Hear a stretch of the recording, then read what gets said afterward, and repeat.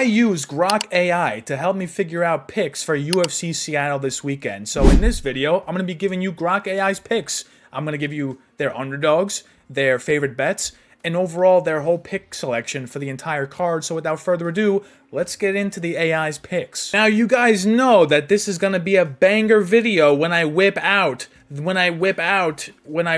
PowerPoint presentation. That's right. Grok AI predicts UFC Seattle, and we're going to start this banger of a video off with Grok's favorite underdog on the card. Grok is taking Rob Font plus 150 against Gene Matsumoto, and I'm just going to summarize what he has said here. While Matsumoto is a formidable opponent with all the tools to win, the prediction slightly leaned towards Rob Font due to his experience and performance against similar levels of competition. Basically, AI thinks that Rob Font has been around this park before. This ain't his first rodeo against a prospect in Gene Matsumoto. Now, Matsumoto, obviously, his main path to victory is going to be grappling. Rob Font's takedown defense is like wind. It's like air.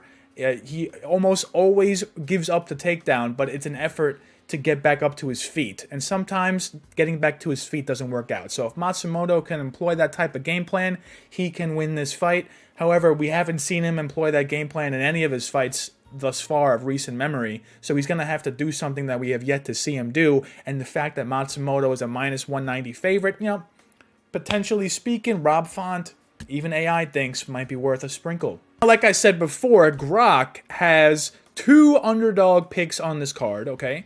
Rob Font is one of them. I just made the case for you guys there. And the other one is none other than Andre Fili. You can get him for plus 105 against Melky Costa, and I'm going to save you this entire paragraph. The AI's breakdown is very similar to my breakdown that I posted yesterday. It basically thinks that this fight is going to be razor close, and it's going to come down to Melky Costa's grappling against Andre Fili's striking. The AI thinks that Melky Costa actually has some striking of his own, and if he can implement that, he will win.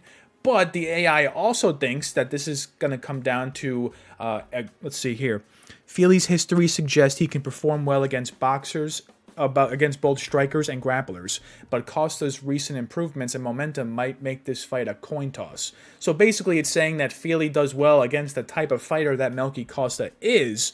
But considering Melky Costa is in his late 20s, he is still improving his game.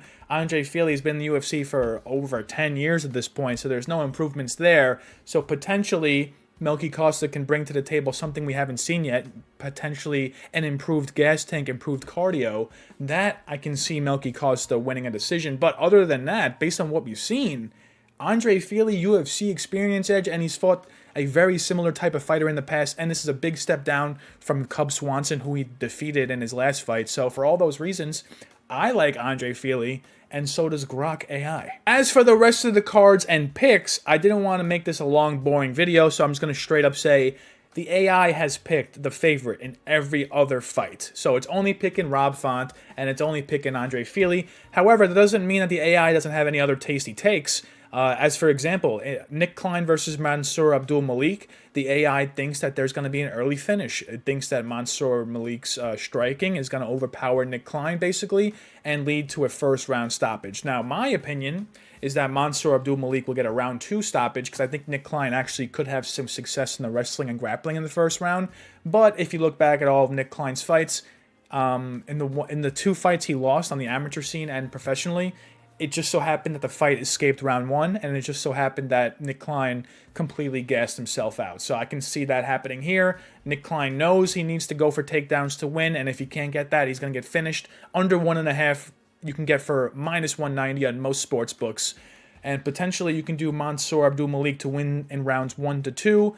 He's minus 1,000 right now, so maybe you can get that for like minus 300. Could be a parlay piece. All I know is the AI thinks that this is a good bet. So far, we've gone over 2 underdogs, and we've gone over a specific prop. Now, we're going to go over a specific fight outcome and prop, and we're talking about Javid Basharat to win by decision, minus 160 against Ricky Simone. The AI thinks that Ricky Simone is washed. Ricky Simone is over the hill, basically. Here's the little blurb. I'm not going to bother saying the whole thing. You can pause the video and read it for yourself. It gave me like 5 more paragraphs on top of this, but ultimately, it thinks that neither guy really has finishing ability, so it's going to go to the scorecards at a high clip, and it thinks that if Basharat just stays at a distance like he usually does and doesn't allow Ricky Simone's big punches to get in, Basharat is just going to win a clean decision, and I can see that happening too. Basharat right now himself is minus 300, but his decision line is minus 160, potential parlay piece, potential bet. Basharat by decision. It's never a bad bet. Almost all the time he wins is by decision, so let's maybe put a sprinkle on that. Like I said earlier, the AI only predicted 2 straight-up underdogs to win. However, they did give a very, very good case for two other underdogs to win. Not necessarily that they're going to win, but they gave a good case. And the first one we're going to talk about is Melsik Bagdasaryan plus 450. He's the flavor of the week. He has my attention. He's the biggest underdog on the card, and I'm not sure why he is. Melsik Bagdasaryan is not to be underestimated. That is a quote by the AI. He can use his striking precision effectively and avoid Silva's power shots. There's a chance for him to make this a competitive fight, secure a win if he can land clean. Basically, the AI thinks Melsik wins, and the only reason that it's saying Silva wins is because he has good momentum, and the odds favor Gene Silva. So there's not really a lot there.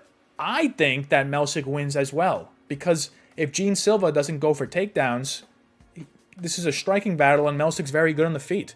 Like Gene Silva and John Matsumoto, both Genes this week, need to win in a very similar fashion. They both need to go out there and get takedowns. If both Genes don't do that, both Genes will lose. So the AI doesn't necessarily think Melsik wins, but if you read between the lines, it's giving a very good account for him.